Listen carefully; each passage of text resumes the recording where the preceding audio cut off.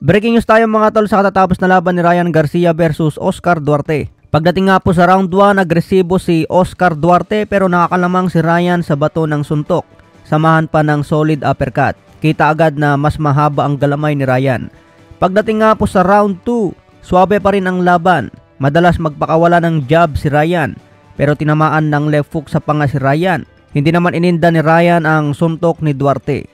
Marami ang nagsasabi na may power punch knockout itong si Duarte pero pinagpag lang ni Ryan. Pagdating nga po sa round 3, good round for both. Parehas nagkatamaan ng solid. Mahaba si Ryan at may patient na ngayon, hindi tulad dati na laging nagmamadali. Kumakaunter na ngayon si Ryan at manggalaw sa ring. Pagdating ng round 4, si Oscar Duarte pa rin ang agresibo. Pero si Ryan ang nakakatama. Parang marksman si Ryan, sumusuntok habang umaatras. Pagdating ng round 5, patuloy pa rin ang atake ni Oscar Duarte. Si Ryan naman tumatagilid na halos likod na lang ang humaharap kay Duarte. Sabi nga ng commentator, unusual tactics ni Ryan. Tumatagilid kaya natatamaan sa batok at likod. Pagdating ng round 6, tinamaan ng uppercut si Duarte pero kayang tanggapin ang suntok. Pinagpag lang ni Duarte.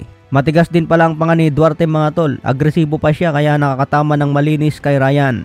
Pagdating nga po ng round 7, medyo patras na si Ryan Garcia. Nagmukhang Mayweather style na dito si Ryan, habang si Duarte naman ang naghahabol.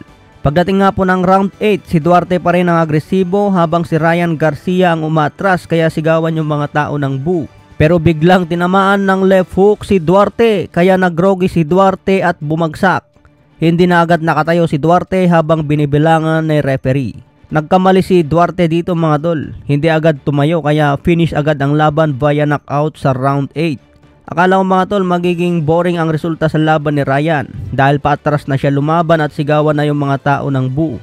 Pero biglang nagpakawala ng left hook si Ryan kaya naalog si Duarte.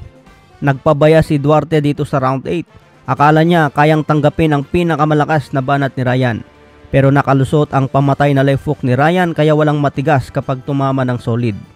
Okay sana ang pinakita ni Duarte mga tol May pag-asa hanggang 12 rounds pero nakalusot ang banat ni Ryan.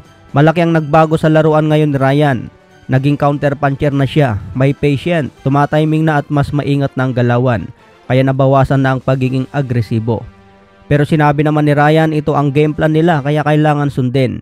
Kung makikita nga po natin sa final stats ng DAZN, lamang pa si Oscar Duarte ng power punch landed.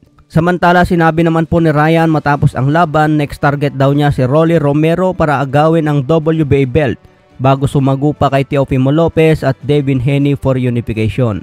May bagong kartada ngayon si Ryan na 24 wins, 20 KOs, may isang talo.